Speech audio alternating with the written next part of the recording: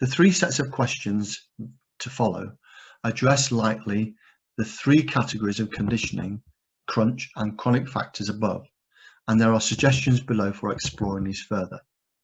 So first of all, we look at relationships. How you relate to people around you, intimately, personally, socially, professionally, and so on. So I just want you to consider if any of the following seem like you.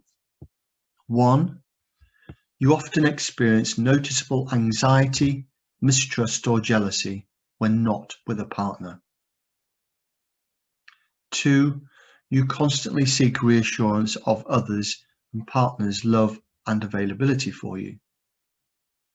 3, you often find that others are not very good at providing comfort and satisfaction in the relationship. 4, you tend to strongly avoid intimacy and closeness. 5, you are extremely anxious about being rejected, hurt, and betrayed, but at the same time really want close relationships.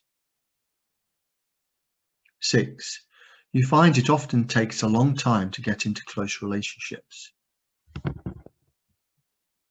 7, you are more likely to avoid intimacy and closeness than welcome it. 8, you are usually content being self-sufficient, often compulsively so.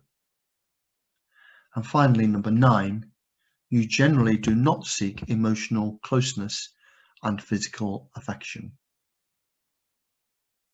So in terms of an analysis here and relating to others, if you tick 2 or more out of each of the blocks of 1 to 3, 4 to 6, or 7 to 9, you are indicating possible insecurities when it comes to relationships.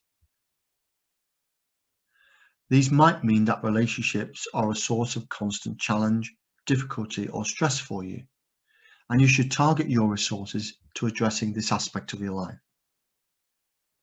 Early years are usually at the roots of such difficulties.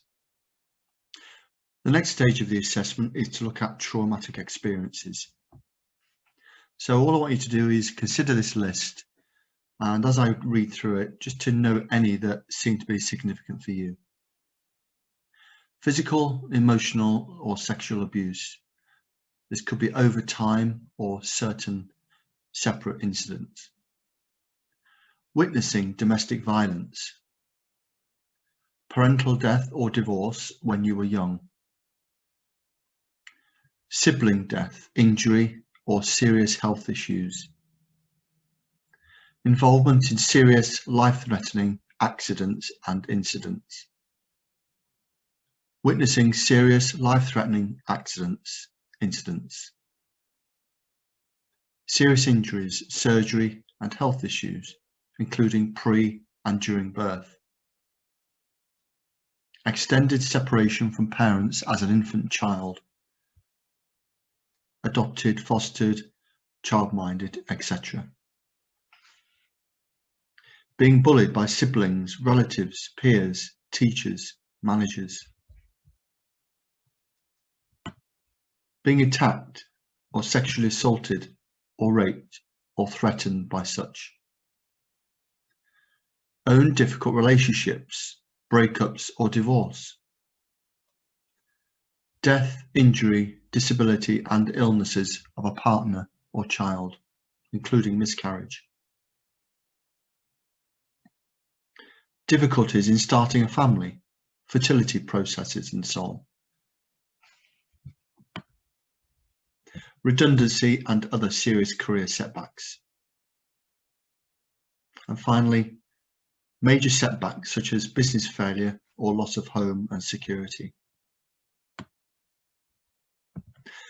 So on traumatic events, experiencing any of these can mean a potential lasting negative effect on your life, especially if the experience was not mediated at the time, i.e. through counselling.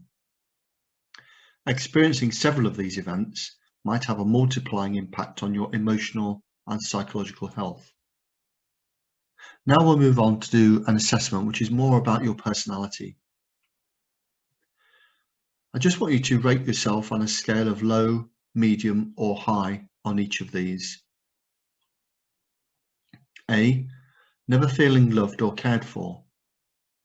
B, a fear of being on your own or being abandoned. C, being suspicious of others' motives and generally mistrusting of others. D, feeling different to everyone else and alienated. E, having a sense that you are not good enough and in some way flawed. F, a sense of having failed in life and or work. G, a feeling that you can't cope with life. H, having worries that the worst is always about to happen. Pessimistic. I, always seem to be caring for others at your own expense. J, always hiding emotions. And K, perfectionism. And then finally, L, being impulsive and lacking commitment. So any medium or high scores on any of these indicate aspects of your belief-driven behavior patterns or your self-perception may be constant sources of out-of-control responses to events and situations and could be contributing to your need for addictive behaviors. Addressing these aspects of yourself, if they score medium or high, is essential in order to ensure long-term recovery from addiction.